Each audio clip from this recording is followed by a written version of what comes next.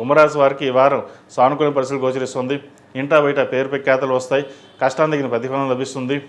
వ్యాపార రీత్యా అనుకూలంగా ఉంటుంది. అయితే వ్యయాధిపతి రాశ్యాధిపతి అయిన శని ద్వితీయంలో ఉన్నారు. తృతీయ దశమాధిపతి అయిన కుజుడు ద్వితీయంలో ఉన్నారు.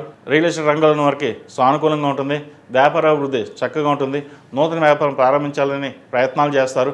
ఉద్యోగంలో ప్రమోషన్ కావచ్చు, లేదా విదేశీ సంబంధించిన సంస్థలో ఉద్యోగం వచ్చే అవకాశం కూడా లేకపోలేదు. విదేశాలకు వెళ్ళాలనుకునే వారికి కాస్త సమయం పడుతుంది.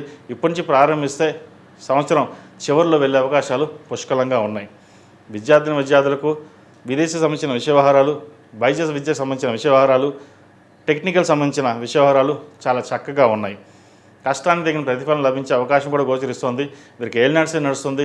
శని ద్వితీయంలో వీరికి బలంగానే ఉన్నారు. కాబట్టి ఈ వారం ఏ పని ప్రారంభించినా దిగ్విజయంగా పూర్తవుతుంది. కోర్టు వ్యవహారాలకు సంబంధించిన విషయ వ్యవహారాలు కాస్త చికాకు పడుతుంది. సహోదరుల మధ్య విభేదాలు వచ్చే అవకాశం ఉంది. ఆస్తి తగాదాలకు దూరంగా ఉండడం, ఆరోగ్యరీత్యా కొన్ని జాగ్రత్తలు తీసుకోవడం చెప్పదగిన సూచన. దూర ప్రాంత ప్రయాణాల విషయంలోనూ, సెల్ఫ్ డ్రైవింగ్ విషయంలోనూ కొన్ని జాగ్రత్తలు తప్పనిసరిగా తీసుకోవాలి. ఈ రాశిలో జన్మించిన స్త్రీలకు వృత్తి ఉద్యోగాల పరంగా, వ్యాపార పరంగా కొంతవరకు సానుకూలంగా ఉంటుంది.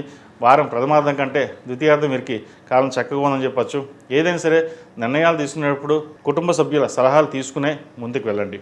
లేకపోతే కొంత ధన నష్టం ఉండే అవకాశం కూడా లేకపోలేదు. విద్యా సంబంధించిన విషయవారాలు, వ్యాపార సంబంధించిన విషయవారాల్లో ఆచితూచి అడుగులు వేయాలి. ముఖ్యంగా ప్రభుత్వ ఉద్యోగంలో ఉన్న వాళ్ళకి స్థానచలనం అనేది ఉండే అవకాశం గోచరిస్తోంది.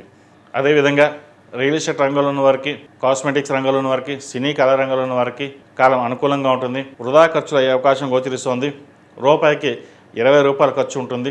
వచ్చిన ఆదాయం ఎలా వెళ్తుందో, అది సక్రమంగా వెళ్తుందా, వస్తుందా, రాదా, అది పరీక్షించుకోవాలి. అందరూ మన వాళ్ళే కదా అనే ఆలోచన కాకుండా ఖర్చును వృధా పెట్టకుండా సాధ్యమైనంత సేవింగ్స్ వెళ్ళండి. లేకపోతే వ్యాపారంలోనూ ఉద్యోగంలోనూ నష్టం వచ్చే అవకాశం గోచరిస్తుంది. ఈ రాశివారు ప్రతిరోజు ప్రతినిత్యం ఓ నమస్వతులతో దీపారాధన చేయడం, శనివారం నాడు, మంగళవారం నాడు ఆకుపూజ చేయడం హనుమంతుకి చెప్పదగిన సూచన. ఈ రాశిలో జన్మించిన వారికి కలిసి వచ్చే సంఖ్య 2, కలిసి వచ్చే రంగు గ్రీన్.